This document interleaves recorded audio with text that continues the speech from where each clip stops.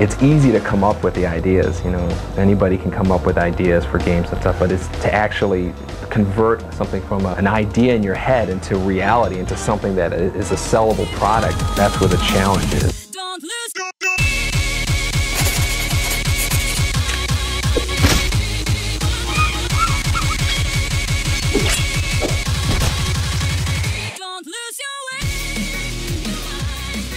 Au cours de ce troisième numéro, nous allons voir comment faciliter la partie compliquée de la création. Quand j'ai eu l'idée de Cas par Case il y a un peu plus d'un an, je voulais vraiment faire une émission dans le but de partager mes opinions de manière relaxe avec les spectateurs de l'internet. La grande partie des vidéos populaires sur YouTube s'amuse à démonter ou à pester sur toutes sortes de choses, films, séries, jeux vidéo, etc.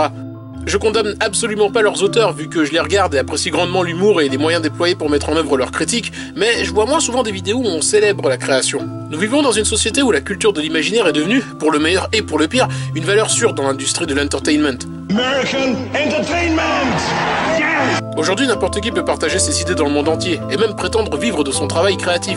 Mais avant de devenir blindé de thunes et acclamé par le public, il faut bûcher. Et c'est là qu'intervient la phase obligatoire de réflexion. C'est la partie la plus chouette du processus vu que c'est là où les idées naissent et les concepts se forment. Tout est encore de l'ordre du plausible et une infinité de possibilités s'ouvrent à vous. Pour faciliter la réflexion, chacun a sa méthode. Tout marquer sur sa main, consigner des notes dans un carnet, s'enregistrer sur un dictaphone, etc.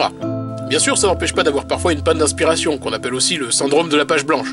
Pas de panique, mieux vaut laisser reposer une idée plutôt que de la faire vite et mal. Pour contrer la panne, c'est toujours bien d'aller chercher l'inspiration ailleurs, ou même mieux, de faire autre chose. Mon expérience personnelle m'a montré plein de fois que la plupart des idées viennent quand on ne s'y attend pas, ou quand on fait quelque chose qui vous ennuie. Si vous avez du bol, les idées viendront toutes seules.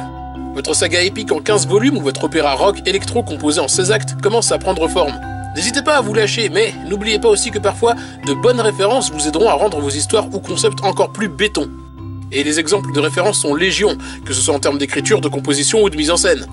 Je pourrais citer par exemple, comme ça, les 5 composantes de Gustave Freytag, la structure pyramidale du drame, la théorie des 20 histoires de Ronald Tobias, ou plein d'autres références encore super intéressantes que vous pouvez trouver avec un peu de recherche sur le net. There's genocide, war, corruption, every fucking day. Somewhere in the world, somebody sacrifices his life to save somebody else. Every fucking day, someone somewhere takes a conscious decision to destroy someone else. People find love, people lose it. For Christ's sake, a child watches a mother beaten to death on the steps of a church. Someone goes hungry. Somebody else betrays his best friend for a woman.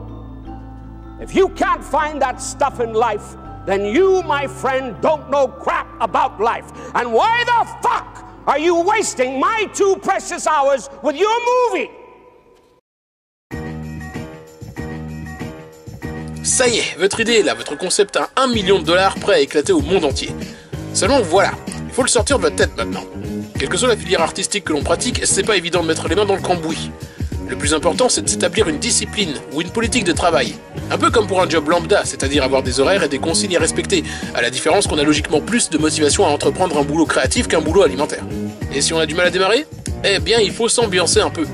Mettez un de vos films favoris, une playlist de vos chansons préférées, n'importe quoi qui puisse rendre votre environnement de travail le plus agréable possible.